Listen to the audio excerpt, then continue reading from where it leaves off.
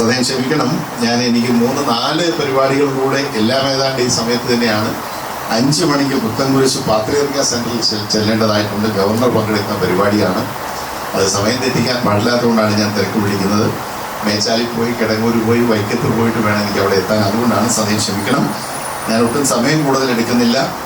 ഇവിടെ Neeloor producer company ഈ freezer unit ആരംഭിക്കുന്ന ഈ അവസരത്തിൽ കർഷക സുഹൃത്തുക്കളെ സംബന്ധിച്ചിടത്തോളം വലിയ പ്രതീക്ഷ നൽകുന്ന ഒരു സംരംഭമാണ് എന്നെനിക്കറിയാം. നമ്മൾ ഉൽപ്പാദിപ്പിക്കുന്ന ഉൽപ്പന്നങ്ങൾ കേടുകൂടാതെ സൂക്ഷിക്കാനുള്ള ഒരു സംരംഭം. വാസ്തവത്തിൽ നമ്മളുടെ പഴങ്ങളും പച്ചക്കറികളും ഒക്കെ ഒട്ടേറെ ഇതുപോലെ കേടുവന്ന് നശിച്ചു പോകാറുണ്ട്. ഞാൻ അവിടുന്ന് വർഷങ്ങൾക്ക് മുൻപ് ഞാൻ നേരത്തെ എം പി ആയിരുന്ന അവസരത്തിൽ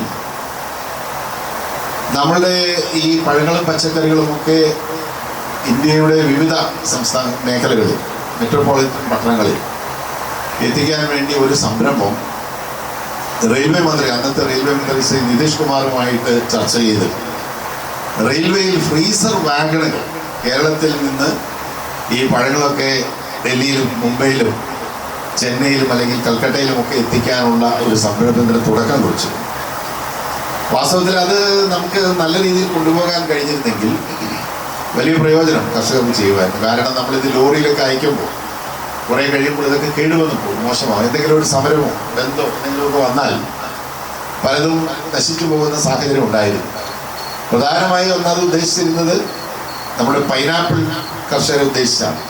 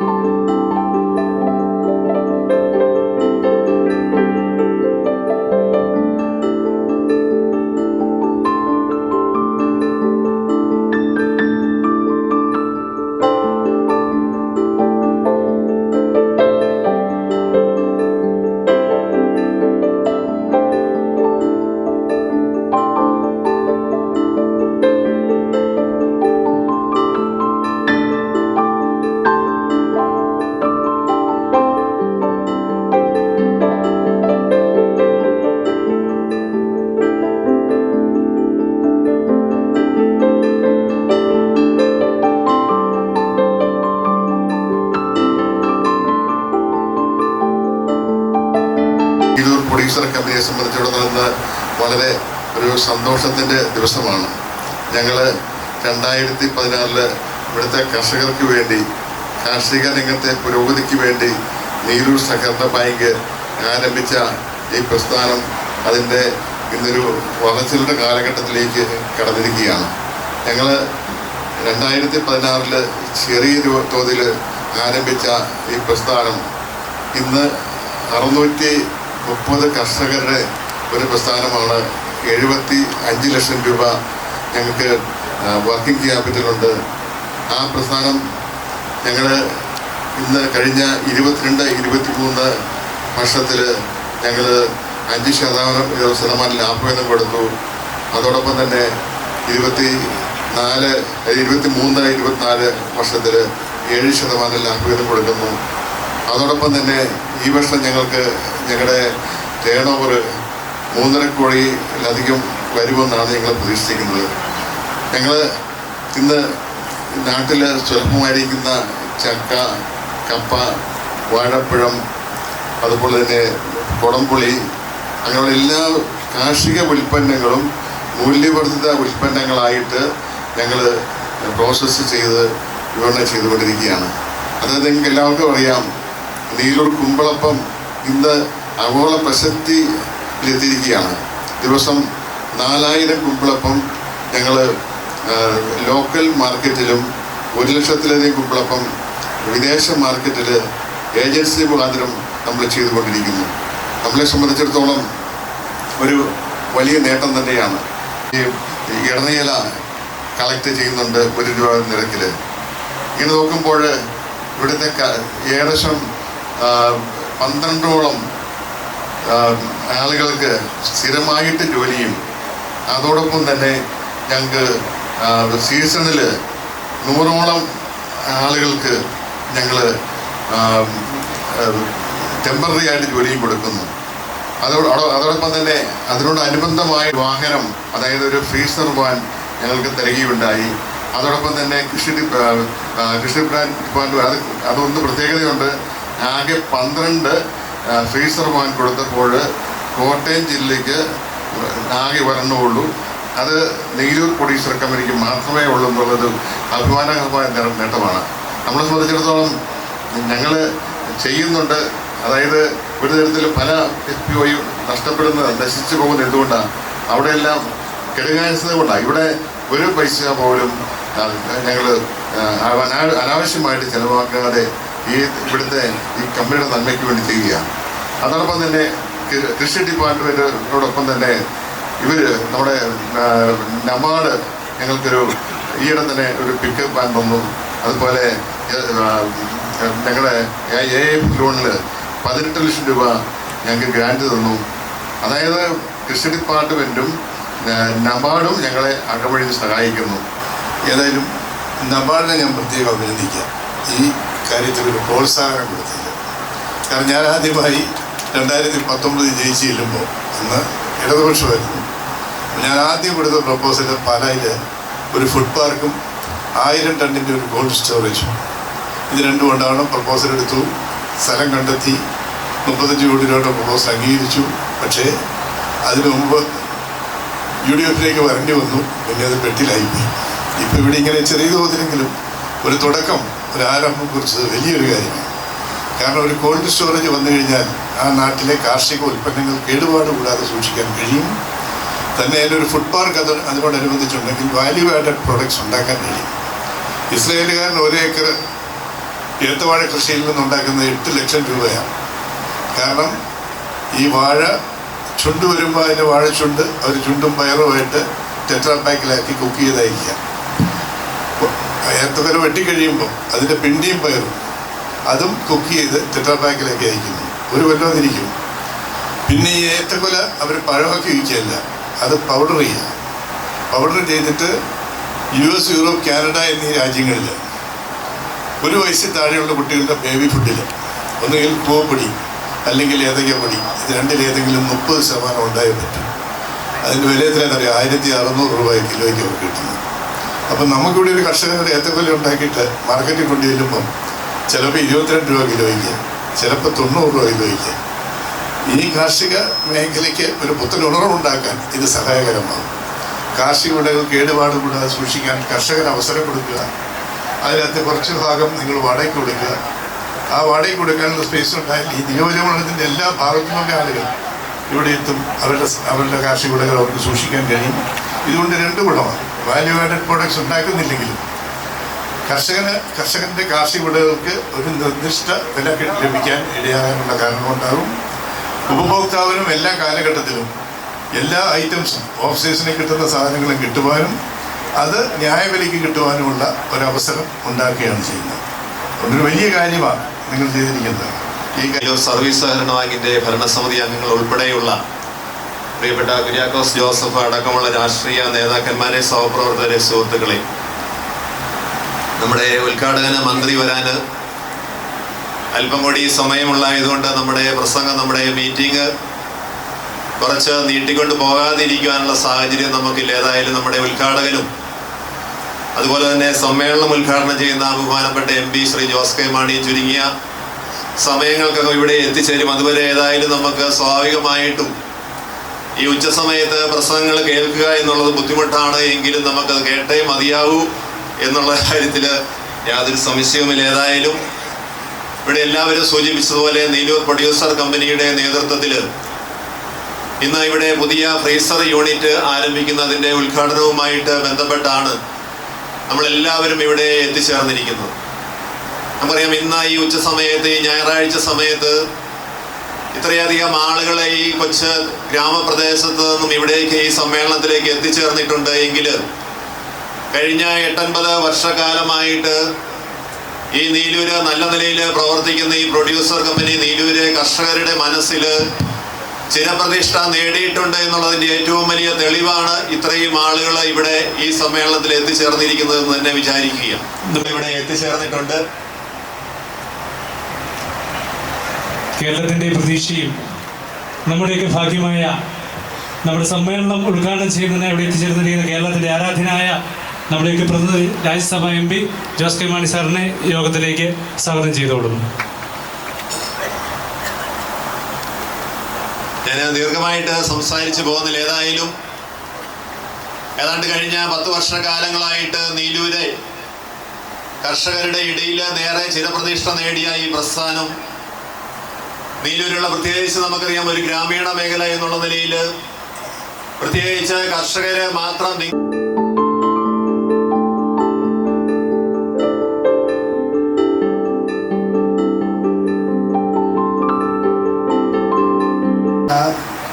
നീലൂർ നിവാസികളെ, കർഷക സുഹൃത്തുക്കളെ, നീലൂരിൻ്റെയും പരിസര പ്രദേശങ്ങളിലെ കർഷകരുടെ അഭിമാനമായ അല്ലെങ്കിൽ സംരംഭമായ നീലൂർ പ്രൊഡ്യൂസർ സൊസൈറ്റി അതിൻ്റെ വളർച്ചയുടെ പാതയിൽ ഒരു ഘട്ടത്തിലേക്ക് മറ്റൊരു ഘട്ടത്തിലേക്ക് കടക്കുകയാണല്ലോ. ആ സന്തോഷത്തിൽ പങ്കുചേരുവാനായിട്ട് നേതൃത്വത്തിലാണ് നാം എല്ലാവരുടെ എത്തിയിരിക്കുക. നീലൂർ ഈ പ്രൊഡ്യൂസർ സൊസൈറ്റി ഇന്ന് വളരെ പ്രസിദ്ധമാണെന്ന് നമുക്കറിയാം. നമ്മുടെ നാട്ടിൽ മാത്രമല്ല മറ്റു പലയിടങ്ങളിലും വിദേശത്ത് പോലും പ്രസിദ്ധമായി കഴിഞ്ഞിരിക്കുന്നു എന്ന കാര്യവും നമുക്കറിയാം. ഈ സംരംഭം ഈ നാട്ടിലെ കർഷകരുടെ ഒരു സംരംഭമായിട്ടാണല്ലോ ആരംഭിച്ചത്. ഇന്ന് കർഷകരെല്ലാവരും അവഗണിക്കപ്പെടുന്നു, കൃഷി അവഗണിക്കപ്പെടുന്നു എന്നുള്ള പരാതികളൊക്കെ നാം എല്ലാവരും പറയുന്നതാണ്. കാരണങ്ങളുമൊക്കെ നമുക്കറിയാം. നമ്മൾ അധ്വാനിച്ച് വലുതുമൊക്കെ ഉണ്ടാക്കി കഴിഞ്ഞാൽ അതിന് വേണ്ടത്ര പരിഗണന ലഭിക്കുന്നില്ല, വില ലഭിക്കുന്നില്ല തുടങ്ങിയ പരിമിതികളും പരാതികളുമൊക്കെയാണ് നമ്മൾ ഉന്നയിക്കുക. അധ്വാനത്തിന് വേണ്ട പ്രതിഫലം ലഭിക്കുന്നില്ല, അതിന് വേണ്ടതായ പ്രോത്സാഹനങ്ങൾ വേണ്ടിടത്തു നിന്ന് കിട്ടുന്നില്ല, ഇങ്ങനെയുള്ള പരാതികൾ. അടുത്ത കാലത്ത് പരാതി നമുക്കറിയാം. ഈ നാട്ടിൽ തന്നെയായാലും പല കുടുംബക്കാരും കർഷകർ പറയുന്ന പരാതിയാണ്, ഇനി ഒന്നും ചെയ്യുന്നില്ല, കപ്പയിട്ടാലും ഒന്നും കിട്ടുന്നില്ല, ചേന ഒഴിച്ചു വെച്ചാലും കിട്ടുന്നില്ല, വാഴ വെച്ചാലും കിട്ടുന്നില്ല, എല്ലാം നശിച്ചുകൊണ്ടിരിക്കുന്നു, വിളവെടുക്കുവാൻ സാധിക്കുന്നില്ല, പന്നിയുടെ ശല്യം, അതുപോലുള്ള കാര്യങ്ങളുടെ ശല്യം, അങ്ങനെ എല്ലാത്തിനും നിരാശരായി കഴിയുന്ന ഒരവസ്ഥാവിശേഷമാണല്ലോ നമ്മുടെ നാട്ടിൽ കർഷകർക്കായിട്ടുള്ളത്. അങ്ങനെയുള്ള പശ്ചാത്തലത്തിൽ അതിനൊക്കെ പോംവഴി ഉണ്ടാകണം, അതിനുള്ള നടപടികളൊക്കെ ഉണ്ടാകണമെന്നൊക്കെ നമ്മൾ ഒത്തിരിയേറെ കേൾക്കുന്നുണ്ട്. എങ്കിലും നമ്മളെല്ലാം ആ കാര്യത്തിലെല്ലാം നിരാശരാണ് എന്നുള്ള സത്യം. അതിനുള്ള പരിഹാരമൊന്നും നമ്മൾ ആഗ്രഹിക്കുന്ന വിധത്തിലുണ്ടാകുന്നില്ല. നമ്മൾ നാട്ടിലുണ്ടാകേണ്ട വിധത്തിലുള്ള പരിഹാരം ഒന്നും ഉണ്ടാകുന്നില്ല എന്നുള്ള സത്യം. അങ്ങനെയുള്ള പശ്ചാത്തലത്തിലും ഈ നാട്ടിലെ കർഷകരെ സഹായിക്കുവാനായിട്ട് ഇവിടെ ആരംഭിച്ചിരിക്കുന്ന ഈ പ്രൊഡ്യൂസർ സൊസൈറ്റി തീർച്ചയായിട്ടും വലിയ ഒരു സഹായമാണ്. അല്ലെങ്കിൽ മുന്നോട്ട് ചിന്തിക്കുമ്പോൾ നമ്മളെ സംബന്ധിച്ച് വളരെ പ്രോത്സാഹജനകമായ ഒരു കാര്യമാണെന്ന് നമുക്കറിയാം. വളരെയധികം സന്തോഷത്തോടുകൂടിയും അഭിമാനത്തോടുകൂടിയുമാണ് നീലൂർ പ്രൊഡ്യൂസർ കമ്പനി ലിമിറ്റഡിൻ്റെ നേതൃത്വത്തിൽ നടത്തപ്പെടുന്ന ഈ ഫീസർ യൂണിറ്റിൻ്റെ ഉദ്ഘാടന കർമ്മത്തിൽ പങ്കുചേരുക. പാലായിൽ ഈ പ്രദേശത്ത്, കടനാട് പ്രദേശത്ത് ഇപ്രകാരം, അത് ഈ പ്രദേശത്തിൻ്റെ മാത്രമല്ല കോട്ടയം ജില്ലയിൽ തന്നെ ഏറ്റവും വിജയകരമായി ഫലപ്രദമായി എഫിഷ്യൻ്റായിട്ട് പോകുന്ന ഒരു പ്രൊഡ്യൂസിംഗ് കമ്പനിയാണ് നീലൂർ ഫാമർ പ്രൊഡ്യൂസിംഗ് കമ്പനി. ഈ സന്ദർഭത്തിൽ ഇതിന് നേതൃത്വം കൊടുക്കുന്ന ചെയർമാൻ ശ്രീ മത്തച്ചൻ ഉറുമ്പുകാട്ട് വക്കയാം ഒരു പക്ക കർഷകരാണ്. കൃഷി എങ്ങനെ ചെയ്യണമെന്നും കാർഷിക മേഖലയിൽ കർഷകർ നേരിടുന്ന പ്രതിസന്ധിയെയും ഒക്കെ നല്ലപോലെ അറിയാവുന്ന ഒരു വ്യക്തിയാണ്. അദ്ദേഹം തന്നെയാണ് ഇതിന് നേതൃത്വം കൊടുക്കുന്നത്. അതോടൊപ്പം തന്നെ നമുക്കറിയാവുന്നത് ബാങ്കുമായി ബന്ധപ്പെട്ടു ഞാൻ അദ്ദേഹത്തിനെയും അദ്ദേഹത്തിൻ്റെ ടീം അംഗങ്ങൾ, എനിക്ക് തോന്നുന്നു ഈ പ്രൊഡ്യൂസിംഗ് കമ്പനിയായിട്ട് ബന്ധപ്പെട്ട എല്ലാ ദിവസവും അവിടെ ജോലികൾ ആരംഭിക്കുന്ന രാവിലെ 3 മണിക്ക്. രാവിലെ 3 മണിക്ക് ആരംഭിക്കും അവരുടെ തൊഴിൽ. നമുക്ക് ഫലപ്രദമായി നമ്മുടെ യൂണിറ്റുകൾ പ്രവർത്തിച്ച് ഭക്ഷണപദാർത്ഥങ്ങൾ, പലഹാരങ്ങൾ നാട്ടിലെത്തിക്കുക, വിദേശത്തെത്തിക്കുക എന്ന ലക്ഷ്യത്തോടു കൂടി പോകുന്നു. ഞാൻ ഒരിക്കൽ കൂടി ആ ടീമിനെ ഞാൻ അനുമോദിക്കുകയാണ്.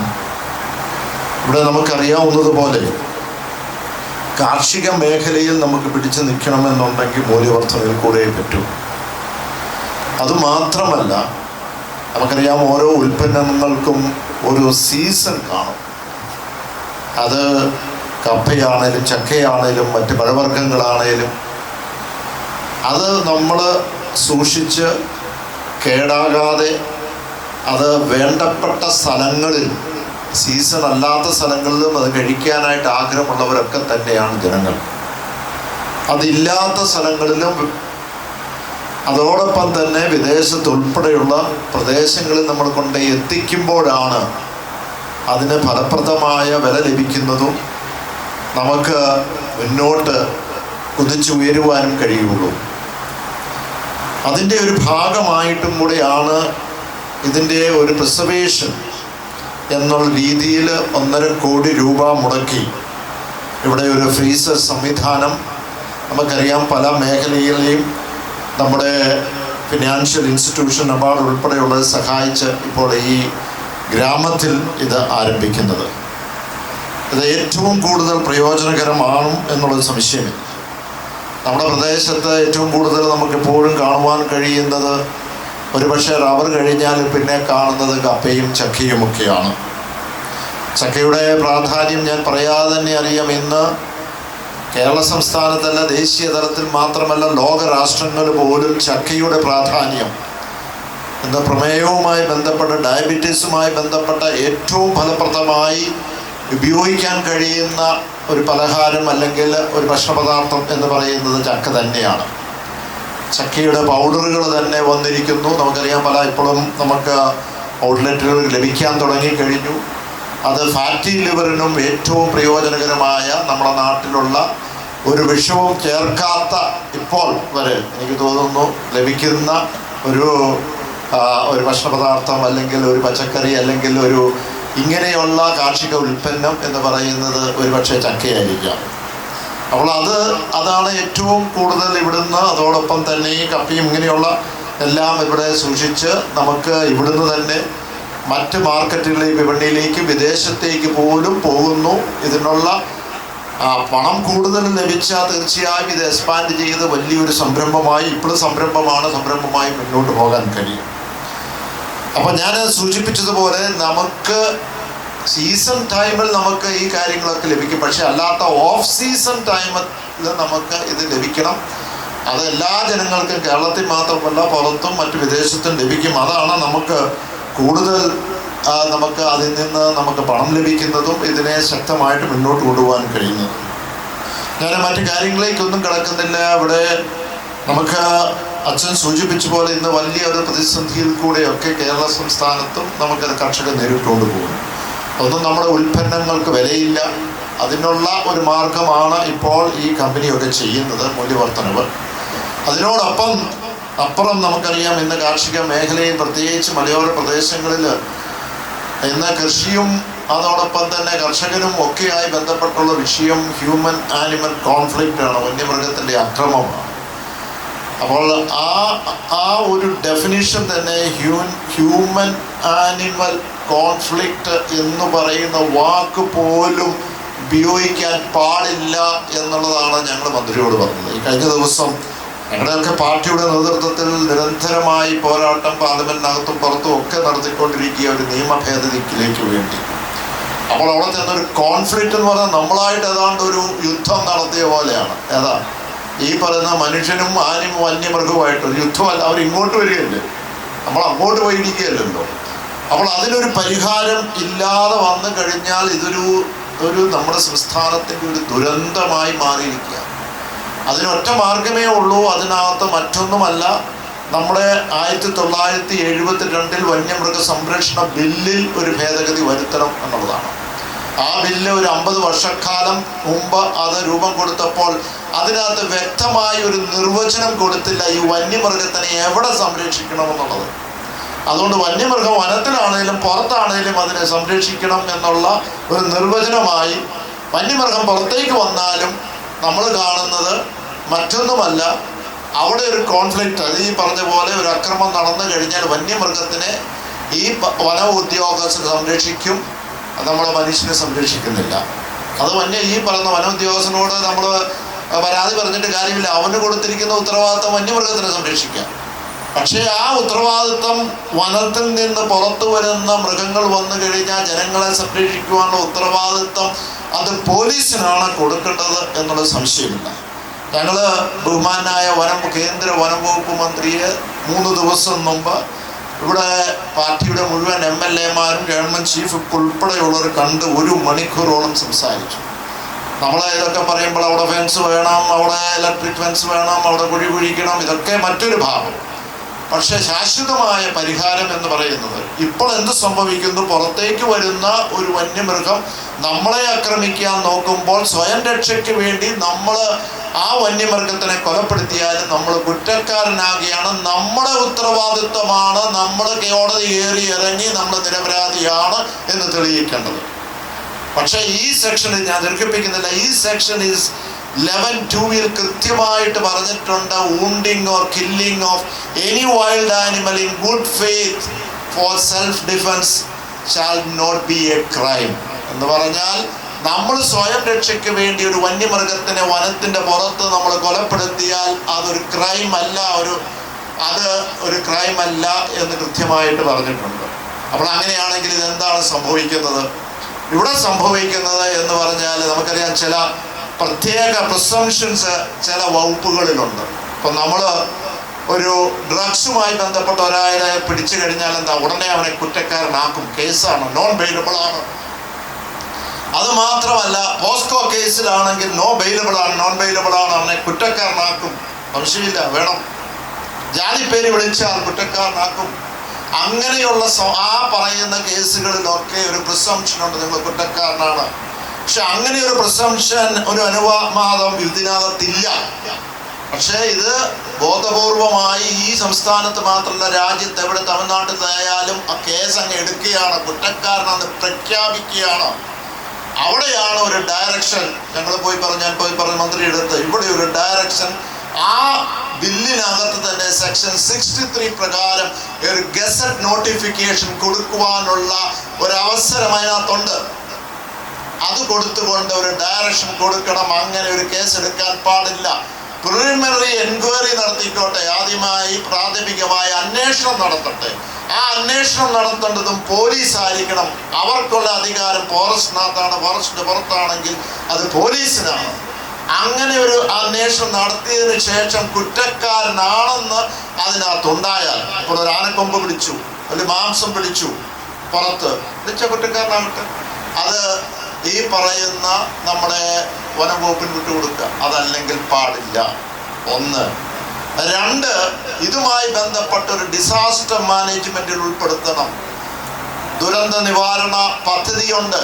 കാരണം ഇപ്പൊ മണ്ണിടിച്ചിലോ വെള്ളപ്പൊക്കം മാത്രമല്ല ദുരന്തം, ഇതൊരു ദുരന്തമാണ്. ഞാൻ പറഞ്ഞില്ലേ, സംസ്ഥാനത്തിന്റെ ഒരു ദുരന്തമാണ്. ആ ദുരന്തത്തിൽ അതിൽ ഡിസാസ്റ്റർ മാനേജ്മെന്റിൽ ഉൾപ്പെടുത്തിയാൽ എന്താണ് പ്രയോജനം? അവിടെ നമ്മുടെ ഡിസ്ട്രിക്ട് മജിസ്ട്രേറ്റ് എന്ന് പറയുന്നത് കളക്ടറാണ്. ആ കളക്ടർക്ക് ഒരു തീരുമാനം എടുക്കാൻ കഴിയും. ഇപ്പോൾ എന്താ പറ്റിയത്, കണമനലയിൽ നമ്മൾ കേട്ടു, ഒരു കാട്ടുപോത്ത് വന്ന് 2 കർഷകരെ അവിടെ കുത്തിക്കൊന്നു. എന്നിട്ട് നമ്മൾ പത്രത്തിൽ വായിച്ചു, അന്നുണ്ടായിരുന്ന കോട്ടയം കളക്ടർ വെടിവെക്കുവാനായിട്ട് ഡിക്ലെയർ ചെയ്തു. എന്നിട്ട് വെടിവെക്കാൻ പറ്റുമോ? ഇല്ല.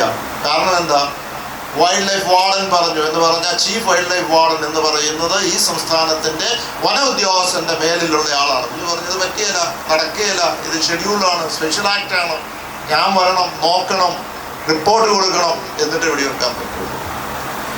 അപ്പോൾ അതിലൊരു മാറ്റം വന്ന് ഇതിൽ ഉൾപ്പെടുത്തിയാൽ, അതുമാത്രമല്ല ഡിസ്ട്രിക്ട് കളക്ടറിന് അതിന് ചാർജ് കൊടുക്കാം, ഒരാളെ ഡെപ്യൂട്ട് ചെയ്യാം, വെടിവെച്ചു. അതുമാത്രമല്ല ആ സ്പോട്ടിൽ ഇതുമായി ബന്ധപ്പെട്ടുള്ള ഈ വ്യക്തികൾക്കുള്ള കോമ്പൻസേഷൻ, നഷ്ടപരിഹാരം ഡിസാസ്റ്റർ മാനേജ്മെന്റിൽ നമുക്ക് കൊടുക്കാൻ കഴിയും. അങ്ങനെ പല നമുക്ക് കാര്യങ്ങൾ ഏറ്റെടുത്തുകൊണ്ട് മുന്നോട്ട് പോകാം. ഈ 2 കാര്യങ്ങൾ സംസാരിക്കുകയും അദ്ദേഹം പറഞ്ഞു, പല നിയമകാര്യങ്ങളൊക്കെ ഉണ്ടെങ്കിലും ഇതുമായി ബന്ധപ്പെട്ട ചില തെറ്റിദ്ധാരണകൾ ഉണ്ടാകാം. ഞങ്ങൾ അവിടെ വന്ന്, മന്ത്രി ഇവിടെ വന്ന് ഈ പറയുന്ന പോലീസ് ഉദ്യോഗസ്ഥരും അതോടൊപ്പം തന്നെ വന ഉദ്യോഗസ്ഥരുമായി ബന്ധപ്പെട്ട് നിങ്ങളൊരു മീറ്റിംഗ് വിളിച്ചു കൂട്ടിക്കോ, ഞാൻ അവിടെ വന്ന് ഡയറക്ഷൻ കൊടുക്കാം എന്ന്. ഏതൊക്കെയാലും അത് നമ്മൾ വരുമെന്ന് പ്രതീക്ഷിക്കുന്നു. ആ രീതിയിൽ നമുക്കൊരു മാറ്റം ഉണ്ടായാൽ ഒരല്പ ആശ്വാസമെങ്കിലും ലഭിക്കും. ഞാൻ സൂചിപ്പിച്ചു എന്ന് മാത്രമേ ഉള്ളൂ. ഇപ്പം കർഷകരുടെ കാര്യങ്ങൾ പറയുമ്പോൾ ഇവിടെ കപ്പ ചോട് വെച്ചു, കപ്പ നട്ടു, അത് കഴിഞ്ഞൊരു ചോട് കപ്പ പോലും കിട്ടില്ല, കാരണം കാട്ടുപന്നി വന്നു കൊണ്ടുപോവുകയാണ്. അപ്പം പിന്നെ പന്നിയൊക്കെ കുറച്ച് വെടിവെക്കാനായിട്ട് പഞ്ചായത്തുകൾക്ക് ഉത്തരവാദിത്വം കൊടുത്തിട്ടുണ്ട്. അപ്പോൾ നമുക്കൊരു കൃത്യമായി ഒരേ സ്വരത്തിൽ ഇത് ഉയർത്തി നമുക്കൊരു മാറ്റം വരുത്തിയില്ലെങ്കിൽ കുടിയേറ്റ കർഷകർ കുടിയിറങ്ങി ഇന്ന് കാർഷിക മേഖലയിൽ നിന്ന് ഈ പറഞ്ഞ പോലെ യുവാക്കൾ ഒരു തരത്തിലും അങ്ങോട്ട് വരില്ല. അപ്പോൾ അവർക്ക് പ്രയോജനകരമായ കാര്യങ്ങളിലേക്ക് കൊണ്ട് എത്തിക്കണം. തീർച്ചയായും ഇങ്ങനെയുള്ള സംരംഭങ്ങൾ വരുമ്പോൾ അതിലേക്ക് വരാൻ കഴിയും എന്ന് ഞാൻ പ്രതീക്ഷിക്കുന്നു. അതുകൊണ്ട് തന്നെ ഇപ്പോൾ ഏറ്റെടുത്തിരിക്കുന്ന ഈ ദൗത്യം പ്രത്യേകിച്ച് നീലൂർ പ്രൊഡ്യൂസിംഗ് കമ്പനിക്ക് എല്ലാ ഭാവങ്ങളും നേർന്നുകൊണ്ട് മനോഹരമായി ഈ പരിപാടി സംഘടിപ്പിച്ച സംഘാടകരെ പ്രത്യേകിച്ച് ഒരിക്കൽ കൂടി അനുമോദിച്ചുകൊണ്ട് ഈ സമ്മേളനം ഉദ്ഘാടനം ചെയ്തറിയിക്കുന്നു. നന്ദി, നമസ്കാരം. വ്യക്തികളെ എല്ലാവർക്കും എൻ്റെ നമസ്കാരം. നീലൂർ പ്രൊഡ്യൂസർ കമ്പനിയുടെ പുതിയ സംരംഭമായ ഫ്രീസർ യൂണിറ്റിൻ്റെ ഉദ്ഘാടനത്തിന് ആദ്യം തന്നെ ഞാൻ എല്ലാവിധ ആശംസകളും നേരുകയാണ്. അതോടൊപ്പം നമ്മുടെ നീലൂരിൻ്റെ പ്രൊഡ്യൂസർ കമ്പനിയുടെ ചെയർമാനായ ശ്രീ മാർജൻ സർ പറഞ്ഞതുപോലെ ഒരു കേരളാഗ്രോ ബ്രാൻഡിങ് കൃഷി വകുപ്പിൻ്റെ കീഴിൽ കർഷകരുടെ മൂല്യവർദ്ധിത ഉൽപ്പന്നങ്ങൾക്കായിട്ട് നമ്മൾ നൽകുന്നുണ്ട്. അതിൽ 12ഓളം ഉൽപ്പന്നങ്ങൾക്ക് നീലൂർ പ്രൊഡ്യൂസർ കമ്പനിയുടെ ഉൽപ്പന്നങ്ങൾക്ക് നമ്മൾ ബ്രാൻഡിങ് നൽകിയിട്ടുണ്ട്. കേരളത്തിനുള്ളിലും കേരളത്തിന് പുറത്തും ഇന്ത്യക്ക് പുറത്തുമായി കർഷകരുടെ ഉൽപ്പന്നങ്ങൾക്ക് നല്ല വില കിട്ടുന്നതിന് വേണ്ടി ഉള്ള കൃഷി വകുപ്പിൻ്റെ ഒരു സംരംഭമാണത്. അതിൽ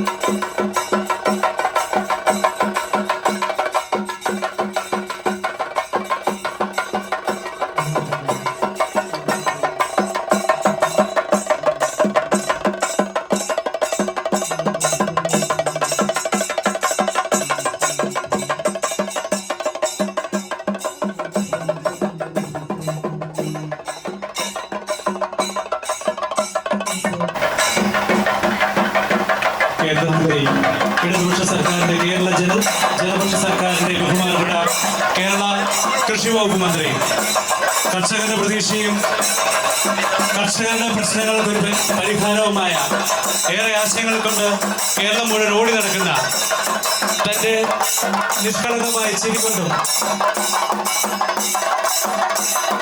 ലളിതമായ ജീവിതശൈലി കൊണ്ടും ഹൃദയങ്ങളെ കീഴടക്കിക്കൊണ്ടിരിക്കുന്ന കേരളത്തിൻ്റെ ഏറെ ബഹുമാനപ്പെട്ട കൃഷി വകുപ്പ് മന്ത്രി നമ്മൾ സമ്മേളനത്തിന് എത്തിച്ചേർന്നിരിക്കുകയാണ്.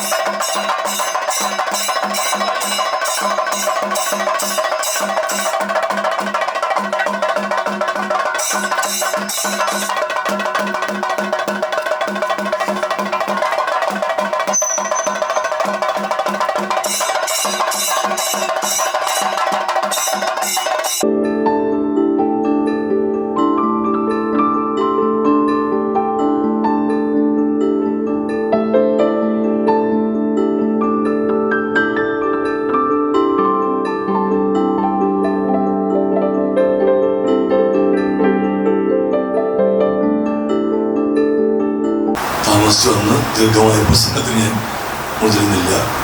അല്പം ഒന്ന് താമസിക്കണമെന്ന് ഇവിടുന്ന് തന്നെ എന്നോട് പറഞ്ഞായിരുന്നു. അപ്പം ഇവിടെ പറഞ്ഞ ഇത്തിരി താമസിച്ചേ വരാവേ എന്ന് പറഞ്ഞത് ചേർത്തലയാണ് ഉള്ളത് കൊണ്ടും അപ്പോൾ ഞാൻ വിചാരിച്ചു ഒരു ചെറിയ ഒരു പരിപാടി, ഒരു അത്യാവശ്യം പോകേണ്ടതെന്ന് പോയാലോ എന്ന് ഞാൻ വിചാരിച്ചു. അതൊരു സാഹസികമായി പോയി. 1 മണിക്കൂറിനകം പോയി വരാമെന്ന് എന്നോട് എല്ലാവരും പറഞ്ഞു. പക്ഷെ അതൊരു ചേർത്തലയിൽ നിന്നൊരു 74 കിലോമീറ്റർ പോകേണ്ടിടത്തേക്കാണ് ഞാൻ പോയത്. അപ്പോൾ അങ്ങോട്ടും ഇങ്ങോട്ടൂടെ വന്നപ്പോഴേക്കും 148 കിലോമീറ്റർ അത് തന്നെയായി. ഞങ്ങൾക്ക് കണക്ക് കൂട്ടിയത് പാലാന്ന് ചോദിക്കുമ്പോൾ ഞങ്ങൾ ഈ പാലാ വരെ കണക്ക് കൂട്ടുന്നുള്ളൂ. ഇത്രയും ബാക്കിയുള്ള ഭാഗം കണക്ക് കൂട്ടിയില്ല എന്നുള്ളത് വേറൊരു ഇത്. പൈലറ്റ് ഇട്ട പോലീസുകാർ പറയുമ്പോഴാണ് ഇത് പാല അല്ല, ഇടുക്കിയുടെ അതിർത്തി വരെ പോകണം എന്നുള്ള കാര്യം മനസ്സിലാക്കുന്നത്. ഞങ്ങൾക്ക് അങ്ങനെ എല്ലാം കൂടി വന്നപ്പോഴേക്കും നല്ല താമസം നേരിടുന്ന നേരത്തേക്ക് എത്തി. അല്ലെങ്കിൽ ഞങ്ങളൊരു 1 മണിക്ക് ഇറങ്ങാനാണ് അവിടെ നേരത്തെ തീരുമാനിച്ചിരുന്നത്. എന്നാലും ഇപ്പോൾ 2:30 2 മണിക്കൂറോട് എത്തുന്നതുമില്ല. ക്ഷമിക്കുക, അതേ ഇപ്പോൾ പറയാനുള്ളൂ. ദീർഘമായ സംസാരത്തിൽ ഞാൻ മുതിർന്നില്ല. നീലൂർ പ്രൊഡ്യൂസർ കമ്പനി നേരത്തെ പറഞ്ഞതുപോലെ നീലൂർ സർവീസ് സഹകരണ ബാങ്കുമാൻ്റെ ഭാഗമായി പ്രവർത്തിക്കുന്നതാണ്. നീലൂർ സർവീസ് സഹകരണ ബാങ്ക് കാർഷിക മേഖലയുമായി ബന്ധപ്പെട്ട് മികവാർന്ന പ്രവർത്തനം കാഴ്ചവെക്കുന്നു എന്നുള്ളത് എല്ലാവർക്കും അറിയാവുന്ന കാര്യമാണ്. ഞാനും മനസ്സിലാക്കിയിട്ടുണ്ട്. അതുകൊണ്ട് നീലൂർ സർവീസ് സഹകരണ ബാങ്കിനെ, നീലൂർ പ്രൊഡ്യൂസർ കമ്പനിയെ ഹൃദയം നിറഞ്ഞ് അഭിനന്ദിക്കാൻ ഞാൻ ഈ അവസരം വിനിയോഗിക്കും. ഞാനിടയ്ക്ക് ഇപ്പോൾ വീണ്ടും ഞാൻ പ്രസിഡന്റിനോട് ചോദിച്ചു, നമ്മളിതെല്ലാം ചെയ്യുന്നതിന് അതിനോട് നമ്മുടെ പഴയ പ്രസിഡന്റിനോട് പറഞ്ഞു ഈ സബ്സിഡിയൊക്കെ ഒന്ന് കൂട്ടി കൊടുക്കണമെന്ന്. അത് സാധാരണ ഈ ചില ആൾക്കാരെല്ലാം പറഞ്ഞ കാര്യമാണ്, എല്ലാത്തിനും സബ്സിഡിയൊക്കെ ഒന്ന് കൂട്ടി കൊടുക്കണം. ഞാനപ്പോൾ അദ്ദേഹത്തെ അപ്പം തന്നെ അത് നിഷ്കരണം ഞാനത് തള്ളിക്കണം. ഞാൻ പറഞ്ഞു ഈ സബ്സിഡി കൂട്ടൽ കൊണ്ടൊന്നും ഈ കേരളത്തിൽ നമ്മുടെ കൃഷിയൊന്നും ലാഭിക്കത്തില്ല. പിന്നെന്താ നമ്മൾ കർഷകർ ചെയ്യേണ്ടത്? കർഷകരും ചെയ്യേണ്ടതല്ല കേട്ടോ. എന്നോട് ചിലർ വന്ന് ചോദിക്കും, കൃഷി വകുപ്പ് ഒരു അഭിപ്രായം അറിയാൻ വേണ്ടി വിളിക്കുന്നതാണ്. എന്താ അഭിപ്രായം? നമ്മൾ ഏത് കൃഷി ചെയ്താലാണ് നമുക്ക് മെച്ചമാവുക? അപ്പോൾ അത് നമുക്ക് പറഞ്ഞു കൊടുക്കാൻ വലിയ പ്രയാസമല്ലേ, ഏത് കൃഷി ചെയ്താലായിരിക്കും മെച്ചമാവുക എന്നൊക്കെ. അപ്പോൾ ഈ രംഗത്ത് നിൽക്കുന്നവർക്കാണ് കുറച്ച് മനസ്സിലാക്കാൻ പറ്റുകയും ചെയ്യും. ഞാൻ പറഞ്ഞു അങ്ങനെയില്ല, ഒരുപാട് ഐറ്റങ്ങളുണ്ട്. അല്ല, ഏതിനാണ് ഏറ്റവും കൂടുതൽ സബ്സിഡി കിട്ടുന്നത്? അവിടെ തീർന്നു. അപ്പോൾ നമ്മൾ ഇതിനകത്ത് ഈ സബ്സിഡി വാങ്ങിക്കുക എന്ന് പറയുന്നൊരു കാര്യത്തിനകത്ത് നോക്കിയാൽ നടക്കില്ല. പക്ഷേ എന്നാൽ കർഷകരെ പിന്നെ എങ്ങനെയാണ് നമ്മൾ സഹായിക്കാൻ പറ്റും? കർഷകരുടെ സഹായം അത്യാവശ്യമാണ്, എല്ലാവരുടെയും സഹായം അത്യാവശ്യമാണ്. നമ്മളൊരു യോഗത്തിൽ വന്നിരിക്കുന്ന നമ്മളെല്ലാവരും കൃഷിയെയും കർഷകരെയും സഹായിക്കാൻ ബാധ്യസ്ഥരാണ്. ആ സഹായം എല്ലാ അർത്ഥത്തിലും ഉണ്ടാവണം. അത് സർക്കാരുകളുടെ ഭാഗത്തുനിന്ന് മാത്രമല്ല ഉണ്ടാവണം, എല്ലാവരുടെയും ഭാഗത്തും ഉണ്ടാവണം. അതിലൊരു പ്രധാനപ്പെട്ട ഘടകം ഈ നീലൂർ ബാങ്ക് ചെയ്യുന്ന, നമ്മുടെ പ്രൊഡ്യൂസർ കമ്പനി ചെയ്യുന്ന ഏറ്റവും സുപ്രധാനമായ കാര്യമാണ്. അതെന്താണെന്ന് ചോദിച്ചാൽ, നമ്മൾ സാധാരണഗതിയിൽ കൃഷിയിൽ എല്ലാവരും ചെയ്തുകൊണ്ടിരുന്നത് അതിൻ്റെ ആദ്യ ഒരു ഘട്ടമാണ്. നമ്മളെന്തെങ്കിലും നടുന്നു, അതിന് പരിചരിക്കുന്നു, വളവും വെള്ളവും ചിലപ്പോൾ നമ്മൾ ഇടയ്ക്കൊന്ന് കൊത്തി കൊടുക്കുക എന്നൊക്കെ അതെല്ലാം ഈ പരിചരണത്തിനകത്ത് വരുന്നതാണ്.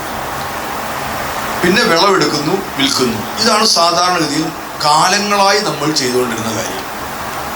ഇത് മാത്രമാകുന്നതുകൊണ്ട് കഥയില്ല. ഇതുകൊണ്ട് കർഷകൻ്റെ ഒരു വരുമാനം അദ്ദേഹം പറഞ്ഞതുകൊണ്ട് വീണ്ടും നമുക്ക് കൊടുക്കേണ്ടി വരികയാണ്. ഇപ്പം കർഷകന് പ്രയോജനപ്പെടാൻ ഈ പ്രാഥമിക ഘട്ടം മാത്രമായതുകൊണ്ട് കഥയില്ല. ഈ പ്രാഥമിക ഘട്ടത്തിൽ ഒരുപാട് പ്രതിസന്ധികൾ നമ്മുടെ മുമ്പിലുണ്ട്. ഞാൻ എപ്പോഴും ചോദിക്കുന്ന ചോദ്യമാണ്, നമ്മളെല്ലാം എന്തെങ്കിലും സാധനം വാങ്ങിക്കുന്നതല്ല. ഈ വാങ്ങിക്കുന്നതെല്ലാം ആ ഉൽപ്പാദിപ്പിച്ചവരാണ് വില നിശ്ചയിച്ചത്. അത് ഷർട്ട് വാങ്ങിച്ചാലും സാരി വാങ്ങിച്ചാലും എന്ത് വാങ്ങിച്ചാലും കയ്യിലിരിക്കുന്ന മൊബൈൽ ഫോണൊക്കെ നമ്മൾ വാങ്ങിച്ചതിൻ്റെ വില നിശ്ചയിച്ചത് ആ കമ്പനിക്കാരാണ്, അല്ലെങ്കിൽ വിൽപ്പന നടത്തിയ കടയിലാണ്. അങ്ങനെ വില കിട്ടാത്ത ഒരേ ഒരു കൂട്ടർ മാത്രമേ നമ്മുടെ നാട്ടിലുള്ളൂ, കർഷകരാണ്. കർഷകന് മാത്രം സ്വന്തം ഉൽപ്പന്നത്തിൻ്റെ വില നിശ്ചയിക്കാനുള്ള അവകാശമില്ല. ബാക്കി എല്ലാത്തിൻ്റെയും വില നിശ്ചയിച്ചത് വാച്ച് വാങ്ങിച്ചാൽ ഗിഫ്റ്റ് കിട്ടിയാലല്ലോ, കടയിൽ പോയി അവർ പറഞ്ഞ വിലയ്ക്ക് വാങ്ങിച്ചു. ഞാനൊരു 10 ചക്ക വെച്ചിരിക്കുകയാണ്, വെച്ചിരിക്കുകയാണ്. ഞാൻ പറഞ്ഞ വിലയ്ക്ക് വാങ്ങിക്കൂ? ഇല്ല, സത്യം പറഞ്ഞു. ഇതാണ് വ്യത്യാസം. ഞാൻ പറയുകയാണ് 100 രൂപ, 50 രൂപയ്ക്ക് കൊടുക്കുന്നോ എന്ന് വേണ്ടി. വാച്ചിൻ്റെ കാര്യത്തിലേക്ക് ചോദിച്ചില്ല. കൃഷിക്കാരുണ്ടാക്കുന്ന ഉൽപ്പന്നത്തിനകത്ത് മാത്രം കാണുന്ന പ്രത്യേകതയാണ് അവന് വില നിശ്ചയിക്കാൻ അവകാശമില്ല. വിപണിയാണ് വില നിശ്ചയിക്കുന്നത്. അതിനകത്തും പ്രശ്നമുണ്ട്. ഞാൻ അങ്ങനെ പറയല്ല, സഹായിക്കുന്നു. പക്ഷെ എന്നാൽ കർഷകൻ അവൻ്റെ അധ്വാനവും അവൻ്റെ ഈ പറയുന്ന എല്ലാ പ്രവർത്തനങ്ങളോടെ ചേർത്ത് വെച്ചിട്ടൊരു വില നിശ്ചയിക്കാൻ കർഷകന് പറ്റുന്നതേയില്ല. വിപണിയാണ് വില നിശ്ചയിക്കുന്നത്. എന്താ പരിഹാരമാർഗം? ആ പരിഹാരമാർഗം നാളെ മുതൽ കർഷകൻ അവൻ ഉൽപ്പാദിപ്പിക്കുന്ന ഉൽപ്പന്നത്തിൻ്റെ വില നിശ്ചയിക്കട്ടെ. ഇപ്പോൾ റബ്ബറായാലും എന്തായാലും വളരെ എളുപ്പത്തിൽ നടക്കാൻ പ്രയാസമാണ്. അത് ഘട്ടം ഘട്ടമായി കൊണ്ടുവന്നേ പറ്റും. ഇതേപോലെ ഇടപെടലൊക്കെ വരുമ്പോൾ വില കൂടി കിട്ടും. പരിഹാരമാർഗം പിന്നുള്ളത് ഈ ഉൽപ്പന്നത്തെ മൂല്യവർദ്ധിത ഉൽപ്പന്നമാക്കിയാൽ കഥ മാറുക. ഞാൻ പഴയ ചക്കയുടെ കഥയിലേക്ക് തന്നെ വരും. ഞാൻ 10 ചക്ക വെച്ചിട്ടിരിക്കുകയാണ്. ആ ചക്ക വെച്ചോണ്ടിരുന്നപ്പോൾ ഞാനൊരു ചക്കയ്ക്ക് 100 രൂപ വെച്ച് അദ്ദേഹം ഒന്ന് ചോദിക്കുന്നു, 75 രൂപ തരാം കൊടുക്കുന്നു. അവസാനം ഞാൻ 75 രൂപ കൊടുക്കുകയാണ്. ഞാൻ ഈ ചക്ക അത് മാറ്റിയിട്ട് ഇവിടെ പറഞ്ഞതുപോലെ ഞാൻ ചക്കയുടെ ഉപ്പേരിയോ ചക്കയുടെ കുമ്പളപ്പോ ചക്കയുടെ പൊടിയോ ഉണ്ടാക്കി കഴിയുമ്പോൾ ഞാൻ പറയുന്നു, ഇതാ ചക്ക വറുത്ത് വെച്ചിരിക്കുന്നതാണ്, പാക്കറ്റിന് 100 രൂപ, ആരും വില വശത്തില്ല, 100 രൂപ വാങ്ങിച്ചു വേണം നമ്മൾ നിശ്ചയിക്കുന്ന തരത്തിലേക്ക് എത്തുക. അപ്പം ഇതിനാണ് ഈ തരത്തിലേക്ക് എത്തുക. ഇങ്ങനെ എത്തുന്നതിനെ വിളിക്കുന്ന പേര് മൂല്യവർദ്ധിത ഉൽപ്പന്നം എന്ന് മാത്രമല്ല, ഇത് മൂല്യവർദ്ധിത കാര്യത്തിൽ മാത്രമല്ല വേണ്ടത്, ഇത് സെക്കൻഡറി അഗ്രികൾച്ചർ എന്നാണ് പറയുന്നത്. പ്രൈമറി അഗ്രികൾച്ചർ നട്ടു, പരിചരിച്ചു, വിളവെടുത്തു, വിറ്റു. സെക്കൻഡറി അഗ്രികൾച്ചർ എന്ന് പറയുന്നതാണ് ഈ മൂല്യവർദ്ധിത ഉൽപ്പന്നം വരുന്നതാണ്. മൂല്യവർദ്ധിത ഉൽപ്പന്നം മാത്രമല്ല. ഇപ്പം ഞങ്ങൾ തമ്മിൽ സംസാരിച്ചുകൊണ്ടിരിക്കുകയാണ്. ഞാൻ ഉൽപ്പന്നം ഉണ്ടാക്കി, ഞാൻ ഉൽപ്പന്നം എടുത്തു, വിളവെടുക്കണം. വിളവെടുക്കുന്ന സമയം വിളവെടുത്തല്ലേ ഒക്കത്തുള്ളൂ, വിളവെടുക്കാൻ ഒക്കത്തില്ലല്ലോ. വിളവെടുത്ത് കഴിയുമ്പോൾ ചക്കതിനാന്ന് വിചാരിച്ചു, വിളവെടുത്ത് വെച്ചു. ഇല്ലെങ്കിൽ അതിനകത്ത് നിന്ന് പഴുത്ത് അളിഞ്ഞു പോകും. കേരളത്തിൽ ഉണ്ടാവുന്ന ചക്കയുടെ ഏതാണ്ട് ഭൂരിഭാഗവും നഷ്ടപ്പെട്ടു പോവുകയാണ്. എന്തൊരു ദയനീയ അവസ്ഥ. എത്ര വലിയ ഗുണമേന്മയുള്ള ഐറ്റമാണ് ഈ ചക്ക എന്നുള്ളത്. പിന്നെ ഒരുപാട് കഥയാണ് നമ്മൾ വേണം. ചക്കപ്പഴം ചൂടുവെള്ളത്തിലിട്ട് ദിവസവും കുടിച്ചു കഴിഞ്ഞാൽ ക്യാൻസർ മാറ്റാം. ഇന്ന ആ ഡോക്ടർ ഗോൺസാൽവസ് എന്നല്ലെങ്കിൽ എന്തൊരു പേര് മേടിച്ച് വെക്കും, അദ്ദേഹം പറഞ്ഞതാണ് എന്ന് പറഞ്ഞ് പഠന റിപ്പോർട്ട് വെക്കുകയാണ്. ഇത് കണ്ട് വിശ്വസിച്ച ദിവസവും കഴിച്ചിട്ടുണ്ട്. ചൂടുവെള്ളത്തിനകത്ത് ചക്കപ്പഴം ഇട്ട് കഴിക്കുന്നു. ഇത് ചക്കപ്പഴത്തിന് മാത്രമല്ല, ചൂടുവെള്ളത്തിനകത്ത് പൈനാപ്പിൾ ഇട്ട ദിവസവും കുടിക്കാമെന്നുണ്ടെങ്കിൽ അത് കൊടുത്ത സുഹൃത്തുക്കൾ എനിക്കുണ്ട് കേട്ടോ. തട്ടിപ്പാണതെല്ലാം.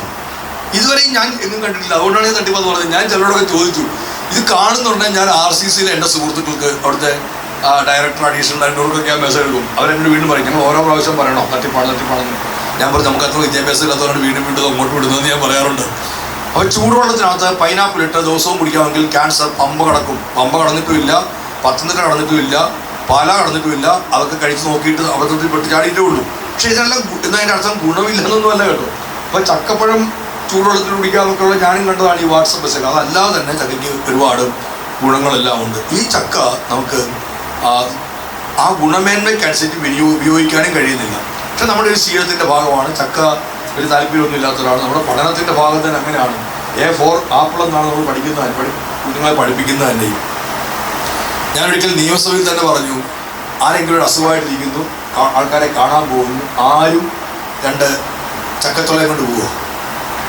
അദ്ദേഹം ചിരിക്കുന്നല്ലേ,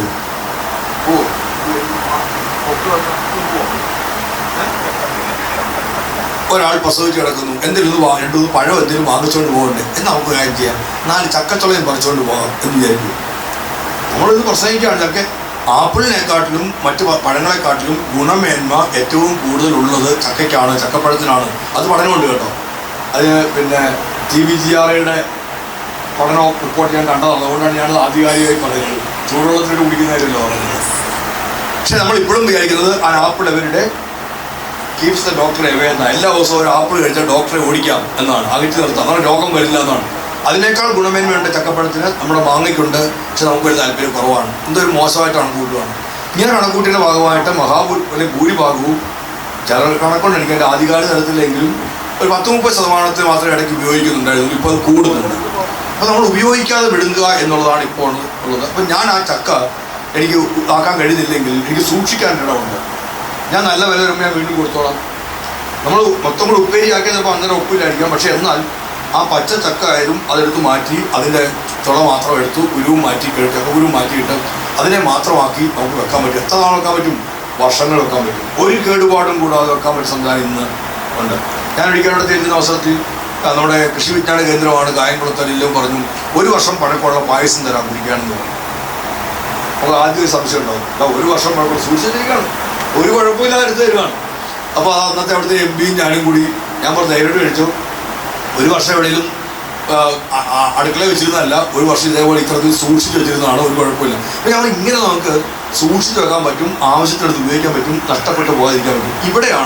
ഇതിനെയാണ് ഇങ്ങനെ സൂക്ഷിച്ച് വെക്കുക, മറ്റ് സംവിധാനങ്ങൾ ഏർപ്പെടുത്തുക, മൂല്യവർദ്ധിത ഉൽപ്പന്നങ്ങൾ ഉണ്ടാക്കുക. ഈ സംവിധാനം എല്ലാം ചെയ്യുന്നതിനെ വിളിക്കുന്ന പേരാണ് സെക്കൻഡറി അഗ്രികൾച്ചർ. കൃഷിയുടെ ദ്വിതീയ ഘട്ടമാണ് ഈ ഘട്ടം. ഈ സെക്കൻഡറി അഗ്രികൾച്ചറിന് നമ്മുടെ കാര്യം നമ്മൾ വലിയ പ്രാധാന്യം കൊടുക്കുന്നുണ്ടായിരുന്നില്ല. ഇപ്പം ഞങ്ങൾ തീരുമാനിച്ചേക്കുന്നത് പ്രൈമറി അഗ്രികൾച്ചറിനോടൊപ്പം സെക്കൻഡറി അഗ്രികൾച്ചറിനും തുല്യമായ പ്രാധാന്യം കൊടുക്കണം. അല്ലാതെ ഉൽപ്പാദിപ്പിച്ചു എന്ത് ചെയ്യാൻ പറ്റും? ഒരു ദിവസം ഞങ്ങൾ അവിടെ നിൽക്കുന്നതുകൊണ്ടാണ് എല്ലാവരും പറഞ്ഞു, വലിയ പ്രശ്നമാണ്, ഞങ്ങളുടെ നാട്ടിൽ ചീര നല്ലവണ്ണം സമൃദ്ധമായി വിളയുന്ന ഒരിടമാണ്, ചീര നല്ലവണ്ണം ആൾക്കാർ ഉപയോഗിക്കുകയും ചെയ്യുന്നു. നിങ്ങളത് ഉപയോഗിക്കുന്നത് എനിക്കറിയില്ല. ഇലക്കറികൾ ഉപയോഗിക്കുന്നതൊക്കെ പറച്ചിലേ ഉള്ളൂ. നമുക്ക് ഈ സമ്പത്തുണ്ടായപ്പോൾ നമ്മൾ ആദ്യം വിട്ടത് ഗുണമേന്മയുള്ള ഐറ്റങ്ങൾ ഒഴിവാക്കുക എന്നുള്ളതായിരുന്നു. ഈ പഞ്ഞകാലത്തെല്ലാം കഷ്ടപ്പാടും പ്രയാസമുള്ള കാലത്തെല്ലാം എല്ലാത്തിൻ്റെ ഇല കഴിക്കുമായിരുന്നു. ചേമ്പല കഴിക്കുമായിരുന്നു, പിന്നെ നമുക്ക് മുരിങ്ങയില ഇപ്പോഴും കഴിക്കുന്നുണ്ടാവുമായിരിക്കും. ഇതെല്ലാം സകല മത്തങ്ങയുടെ ഇല വരെ അരിഞ്ഞെടുത്ത് റെഡിയാക്കി തോരനാക്കി വെച്ച് തരുമായിരുന്നു. കാരണം വേറെ ഒന്നും ഇല്ലാത്തതിൻ്റെ പേരിൽ എൻ്റെ അമ്മ ചെയ്തതാണ്. ഇതുള്ള കാലത്തായതുകൊണ്ട് എൻ്റെ അമ്മയായാലും ഇപ്പം എൻ്റെ ഭാര്യയായാലും ആരും മത്തേനൊരു പുച്ഛത്തോടു കൂടി അല്ലാതെ നോക്കുന്നതേ ഇല്ല. ആരെക്കൊണ്ടാവും ചെയ്യാനുള്ള തരത്തിലാണ്. അപ്പോൾ ഗുണമേന്മയുള്ളതെല്ലാം നമ്മൾ മാറ്റി. കാരണം ഇത് വേറെ നമ്മൾ പൈസ ഉണ്ടല്ലോ, വാങ്ങിക്കാൻ ഇഷ്ടംപോലെ സാധനം ഉണ്ടല്ലോ എന്നാണ്.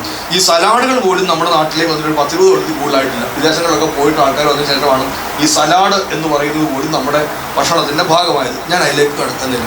ഇപ്പം ചീര ഒരുപാടുണ്ടായപ്പോൾ വല്ലാത്ത പ്രയാസം. എന്ത് ചെയ്യാൻ പറ്റും?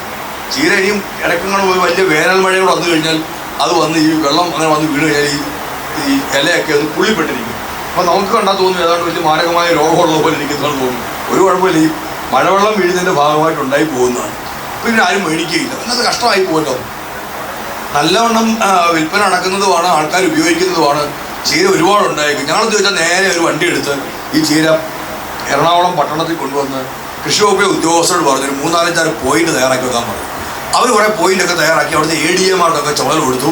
ആ ചുമതല കൊടുത്തിടത്തെല്ലാം വണ്ടി ഇത്ര മണിക്ക് വരുമെന്ന് പറഞ്ഞു. നാടൻ ചീര അങ്ങോട്ട് കൊണ്ടിറക്കി മൊത്തം വിൽപ്പന ചെയ്തു. കഴിഞ്ഞ ദിവസം നോക്കുമ്പോൾ ഒരാൾക്ക് കുറേ കുമ്പളങ്ങ ഉണ്ട്.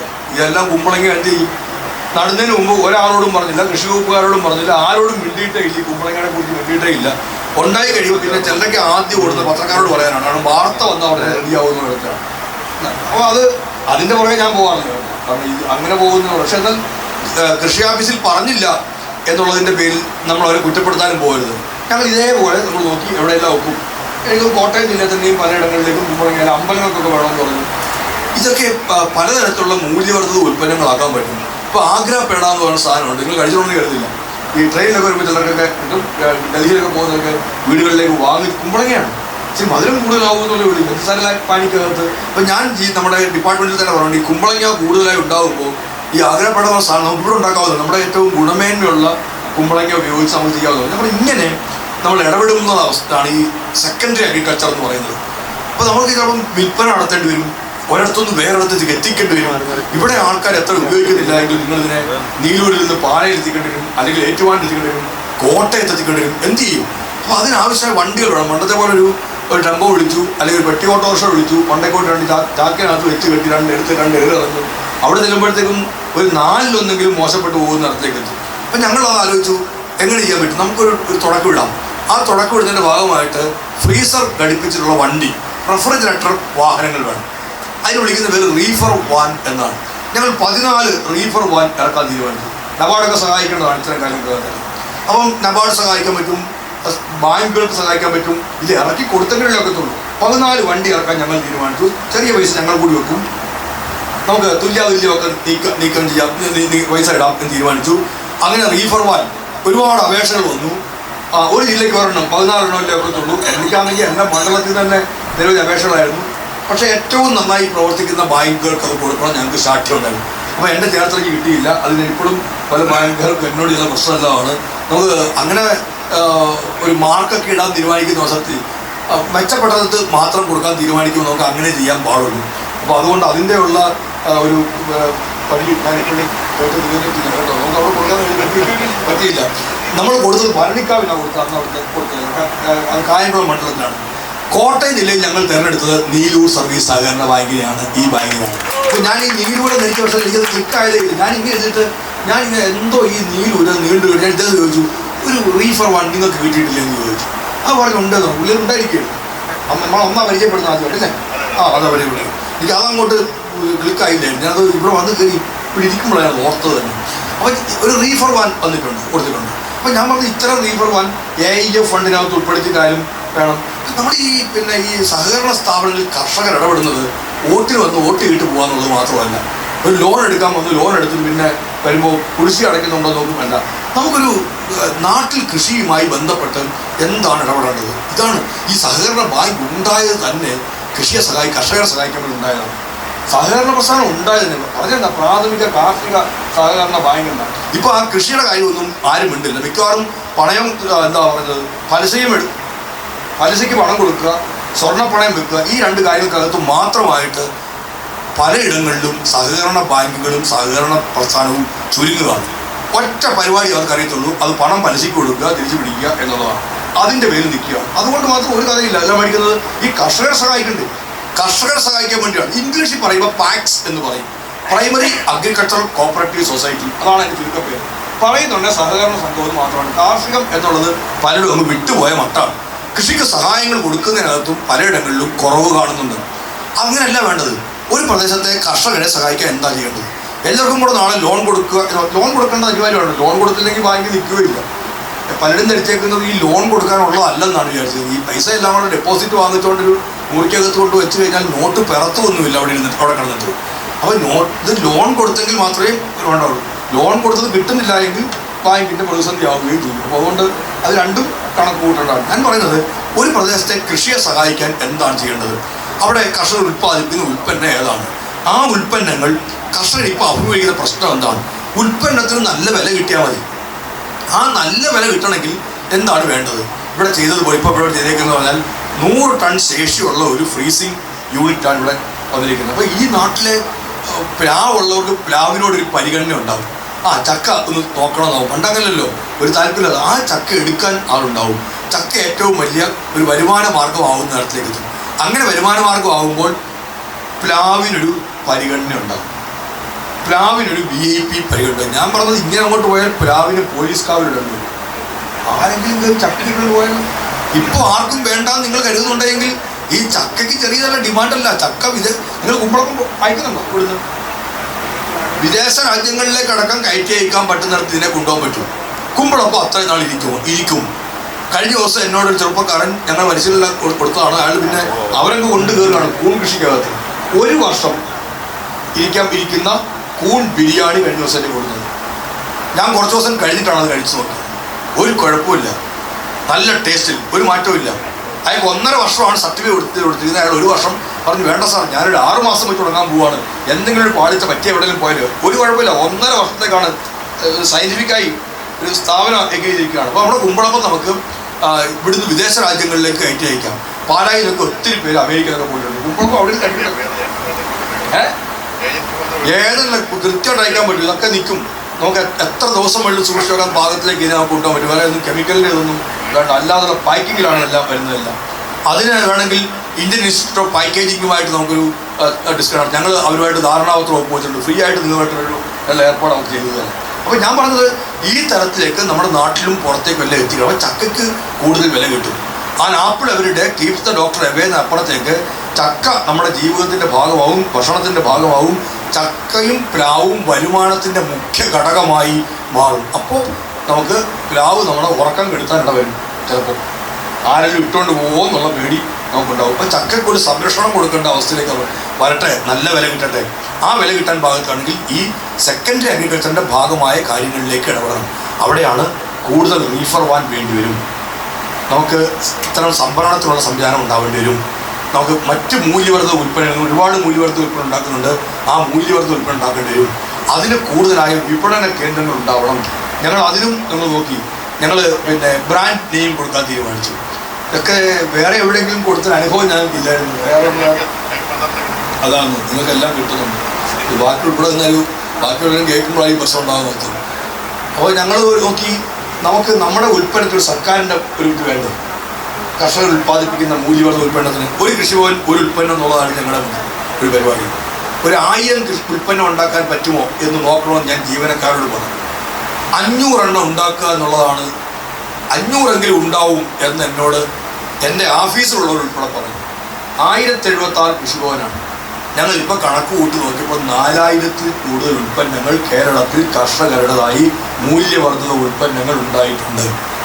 1000 ലക്ഷ്യം വെച്ചിടത്താണ്.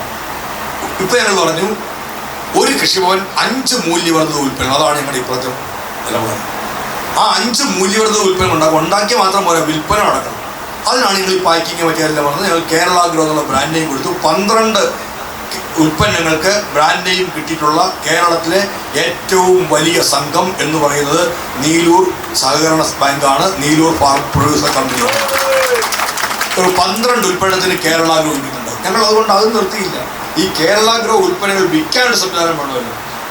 ഓൺലൈനിൽ കയറാൻ തീരുമാനിച്ചു. ആമസോണിലും ഫ്ലിപ്കാർട്ടിലും കയറിയപ്പോൾ പൈസ കൂടുതലാവുന്നുണ്ട്.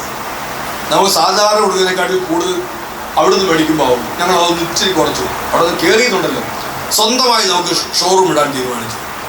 ഞങ്ങൾ 10 ലക്ഷം രൂപ വെച്ച് അതിന് വേണ്ടി കൊടുത്തു. ആര് നടത്തും? സർക്കാർ നടത്താൻ പോകും. സർക്കാർ നടത്താൻ പോയാൽ ശരിയാവത്തില്ല ഈ കാര്യത്തിലൊന്നും. അതിന് പകരം ഞങ്ങൾ ചെയ്തത് സഹകരണ ബാങ്കുകൾ, ഫാർമേഴ്സ് പ്രൊഡ്യൂസർ ഓർഗനൈസേഷനുകൾ, അവർക്കെല്ലാം ഈ സഹായം കൊടുത്തു. അവർ ചെയ്യട്ടെ എന്ന് പറഞ്ഞു. അങ്ങനെ കോട്ടയം ജില്ലയ്ക്ക് കൊടുത്തത് പാലായിലാണ്. എല്ലാം നിങ്ങൾക്ക് കാണും. പാലാ സാന്തോം എന്ന് പറഞ്ഞ FPO ഉണ്ട്.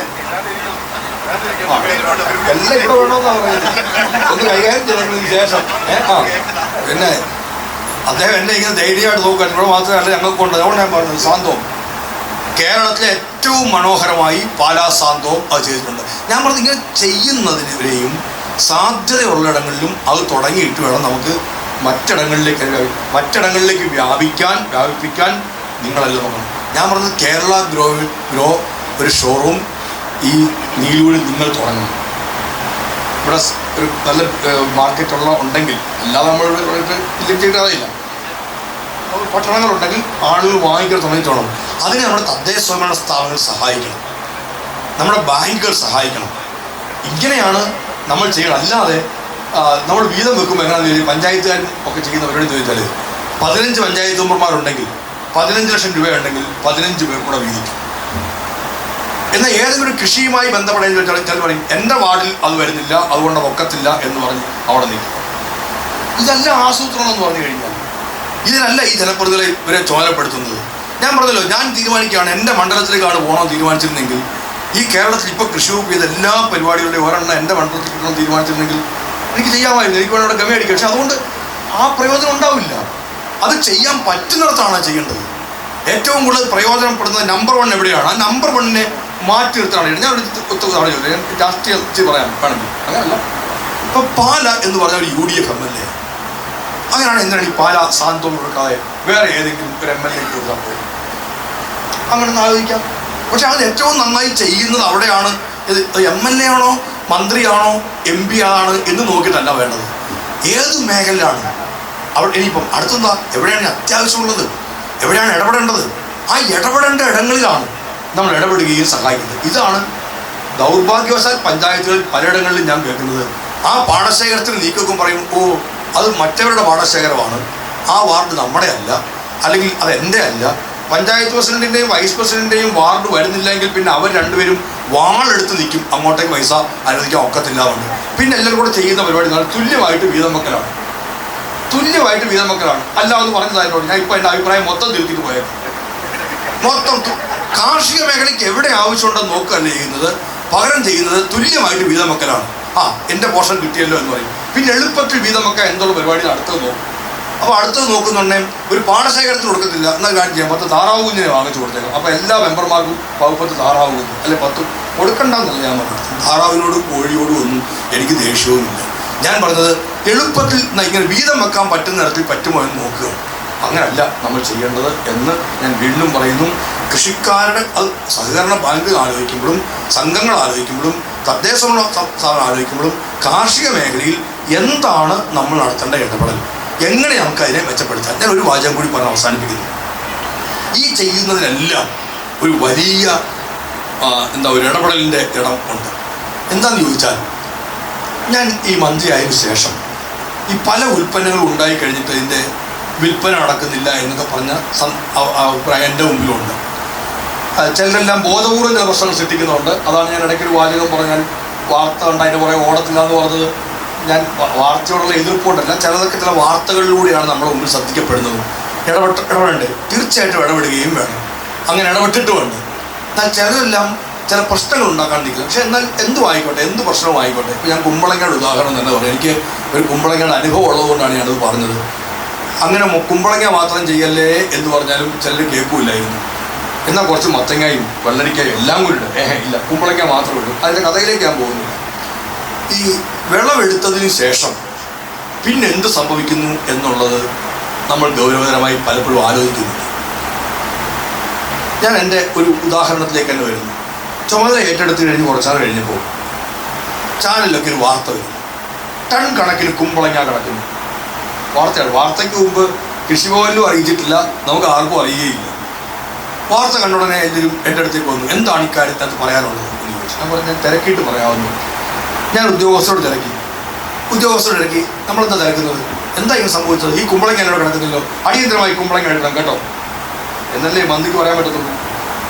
അപ്പോൾ എന്നോട് ഒരാൾ ചോദിച്ചു, സാർ ഒരു കാര്യം പറയാൻ പറ്റുമോ എന്ന് ചോദിച്ചു. ഒരു ഉദ്യോഗസ്ഥൻ. ഞാൻ പറയാം, സാർ ഇവർ മുൻകാലത്തും ഇങ്ങനെ തന്നെയാണ് ചെയ്തത്.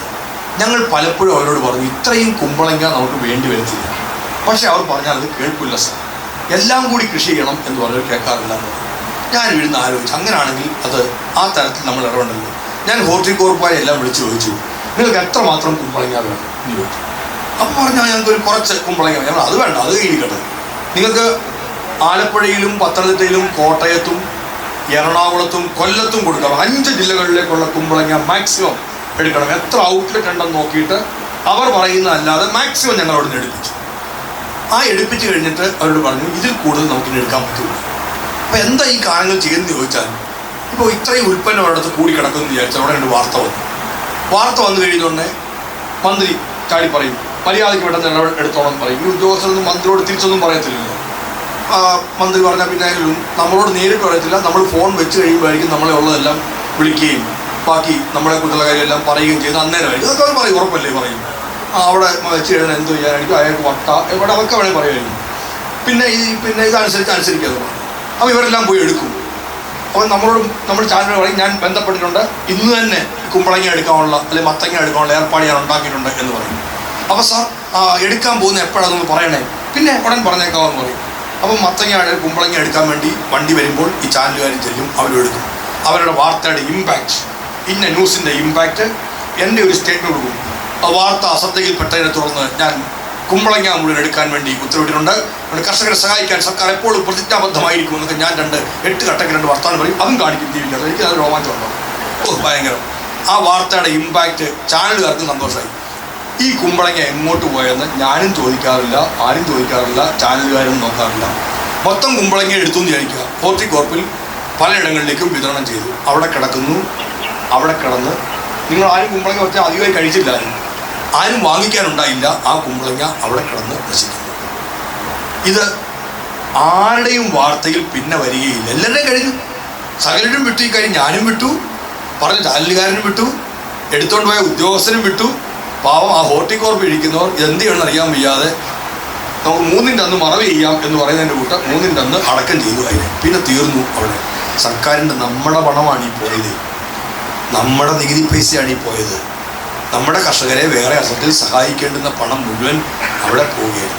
ഇവിടെ ഒരു ആസൂത്രണം അനിവാര്യമായിരുന്നു. എത്രമാത്രം ചെയ്യാം, എത്രമാത്രം വേണം. അപ്പം മറ്റുള്ള ഇനങ്ങൾ കൂടി ചെയ്താൽ ഈ പ്രശ്നം പരിഹരിക്കാം. 2, കൂടുതൽ ചെയ്തു പോയത് അയാളുടെ കുഴപ്പമാണെന്ന് മാത്രം ഞാൻ പറയുമെന്നില്ല. കൂടുതൽ ചെയ്താൽ നമുക്കതിനെ വിളവെടുത്തതിന് ശേഷം നമുക്ക് എന്ത് ചെയ്യാൻ പറ്റും. അവിടെയാണ് ഈ പറഞ്ഞതെല്ലാം. ഈ 1, 2, 3 സംഭവങ്ങളെല്ലാം ഉണ്ടായപ്പോൾ പലയിടങ്ങളിൽ നിന്ന് വരുന്നതെല്ലാം ഞാനോട് പറഞ്ഞു, ഈ വിളവെടുപ്പിന് ശേഷമുള്ള കാര്യത്തെക്കുറിച്ചൊരു പഠനം നടത്തണം. അങ്ങനെ നടത്തി 2022-23 വിളവെടുപ്പിന് ശേഷം ഉണ്ടായ നഷ്ടം മനസ്സിലായില്ലേ.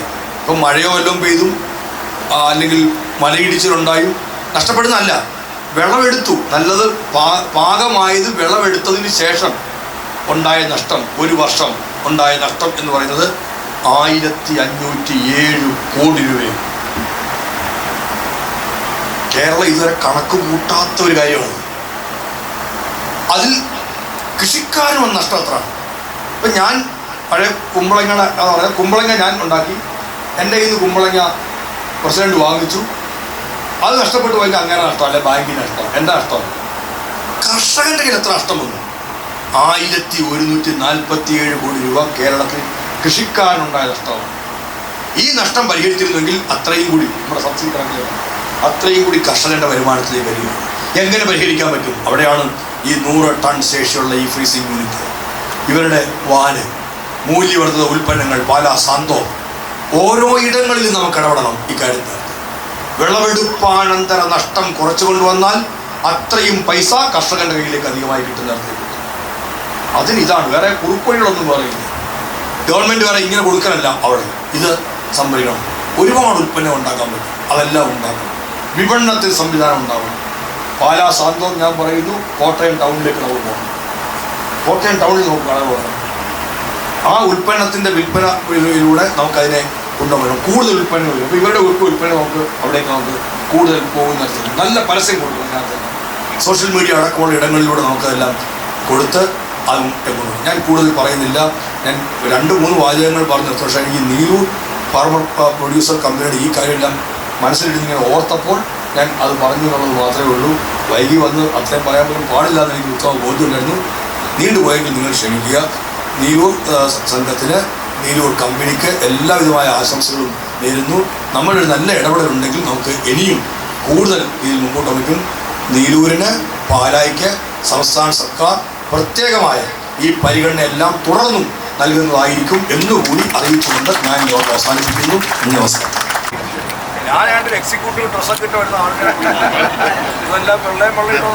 ഇതിന്റെ ഡിസൈൻ വർക്കുകൾ ചെയ്തത് ഡേവിസ് മാത്യു ഉറുപ്പുകാട്ടാണ്. ഡേവിസ് മാത്യുവിനെ ക്ഷണിച്ചു കൊടുത്തു. അടുത്തതായി ഇതിന്റെ സ്ട്രെസ് വർക്കുകൾ നിർവഹിച്ചത് ഹാൻസ് അഗസ്റ്റിനാണ്. ഹാൻസ് അഗസ്റ്റിനെ മൊമെന്റ് സ്വീകരിക്കുന്നതിനായി ക്ഷണിച്ചു കൊടുക്കുന്നു. ഇതിന്റെ സിവിൽ വർക്കുകൾ നടത്തിയത് സാബു തോമസ് മാധ്യാനത്തിലാണ്. സാബു തോമസിനെ മൊമെന്റ് സ്വീകരിക്കുന്നതിനായി ക്ഷണിച്ചു കൊടുക്കുന്നു. അപ്പോൾ ഇതിന്റെ സൈറ്റ് സൂപ്പർവൈസറായി സേവനം ചെയ്തത് രാജു ചിറക്കൽ ആണ്. രാജു ചിറക്കലിനെ ക്ഷണിച്ചു കൊടുക്കുന്നു.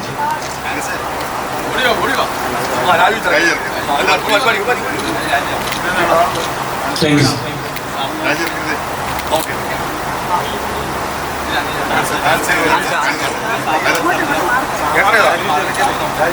സിവിൽ വർക്ക് ചെയ്തത് സാബു വാദ്യാനത്തില്. സൈറ്റ് സൂപ്പർവൈസറായി സേവനം ചെയ്തത് Shri Raju Chirakkal.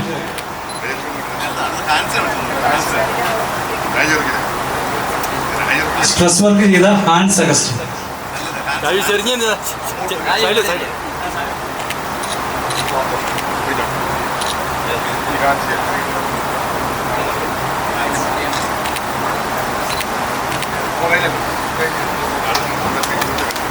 Thanks. Freezing unit സന്ദർശിക്കുന്നതിനായി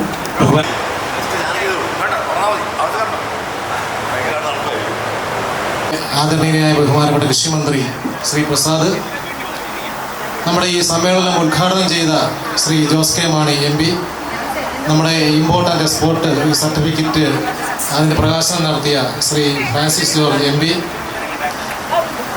നബാർഡിനെ represent ചെയ്ത് നമ്മുടെ ഇവിടെ സന്നിഹിതനായ സദസ്സിലുമുള്ള രാഷ്ട്രീയ സാംസ്കാരിക പ്രമുഖരെ, സ്നേഹം നിറഞ്ഞ നാട്ടുകാരെ, ദീർഘിപ്പിക്കുന്നില്ല, നന്ദിയുടെ ഒരു വാക്ക് മാത്രം പറയുന്നു. നമ്മുടെ ഈ നീലൂരിൻ്റെ പേര് ബഹുമാനപ്പെട്ട മന്ത്രി ഇവിടെ സൂചിപ്പിച്ചതുപോലെ നമ്മുടെ ലോക പ്രശസ്തമാക്കാൻ നമുക്ക് ഇടവരുത്താൻ നമ്മുടെ ഒരു ആദ്യ പടി എന്ന നിലയിൽ നമ്മുടെ ഡ്രീം പ്രൊജക്റ്റായിട്ട് നമുക്ക് ഈ കോൾഡ് റൂം ഇന്നിവിടെ നമുക്ക് ഉദ്ഘാടനം ചെയ്യാൻ നമുക്ക് സാധിച്ചത് വലിയൊരു കാര്യമാണ്. വലിയൊരു സംഭവമായിട്ട് നമ്മൾ കാണുന്നു. അതിന് ഇവിടെ ഇതിൻ്റെ ഉദ്ഘാടനം നടത്തിയ നമ്മുടെ മന്ത്രി ശ്രീ പ്രസാദ്, ഞാൻ ഓർക്കുന്നു നമ്മൾ ഈ ഉദ്ഘാടനത്തിന് ക്ഷണിക്കാൻ ചെന്നപ്പോൾ മന്ത്രി വളരെ കേരളത്തിലെ FPOയ്ക്ക് ഇങ്ങനെ ഒരു ഫ്രീസർ യൂണിറ്റ് ഉണ്ടോ എന്ന് മന്ത്രി വളരെ താല്പര്യത്തോടെ പറഞ്ഞത് ഞാൻ ഓർക്കുകയാണ്. ഒരു ബഹുമാനപ്പെട്ട ചെയർമാൻ പറയുകയുണ്ടായി. അപ്പോൾ അത്ര താല്പര്യത്തോടെയാണ് മന്ത്രി, നമുക്കറിയാം മന്ത്രി വളരെ വിശദമായിട്ടുള്ള കാര്യങ്ങൾ കൂടുതൽ സമയമെടുത്ത് നമ്മുടെ കൂടെ സമ്മതിക്കുകയുണ്ടായി, നമ്മളിവിടെ കാര്യങ്ങൾ ഡിസ്കസ് ചെയ്യുകയുണ്ടായി. മന്ത്രിയുടെ താല്പര്യം ഏറെ സമയം ഇവിടെ ചെലവഴിച്ചു. ബഹുമാനപ്പെട്ട മന്ത്രിക്ക് ഞങ്ങളുടെ കമ്പനിയുടെ പേരിലുള്ള ഞങ്ങളുടെ ഹൃദ്യമായ നന്ദി അറിയിക്കുന്നു. അതുപോലെ